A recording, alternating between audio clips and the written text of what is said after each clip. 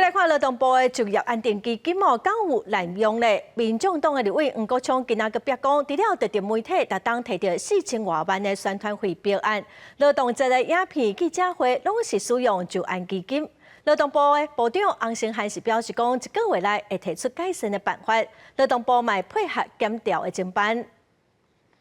劳动部的员工被霸凌自杀的案件引起社会注意，经劳动部长柯明春一个人指控使用就安基金一个公家钱来开演唱会，让人列做贪污罪被告。民进党立委黄国昌则来继续表出一寡难免的情形，指控基金让人用作媒体宣传费用，特定媒体因此得到宣传费的标案。自2019年的2300多万到今年的4400多万，一年比一年增加，看的钱甲效果是无成正比。钱可以这样花哦？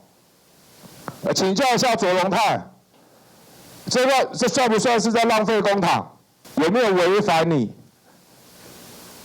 卓荣泰所做的庄严宣誓，纳税人的公帑不可以浪费？ 黄国昌也个指控，就安基金被滥用的情形真严重。劳动部每一年拍劳动节影片，1000万拍一支，就连劳动部的交签典礼记者会，一个拍摄纪录片开48万。全国劳工看了恐惊拢会流目屎，强调一定会严审劳动部的预算，一个就业安定基金。明天审计长要到立法院，林义君委员会利用明天下午的时间，公开要求审计长承诺。 进行专案审计，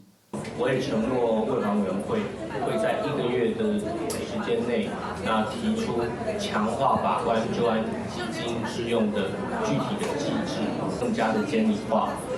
包括透明化。 对立委的指控，劳动部长洪胜汉回应讲，伊上任了态度拢是面对问题解决问题，对就安基金的使用会伫1个月内提出改善做法，也强调检调正伫追查就安基金的代志，劳动部会配合监察。记者综合报道。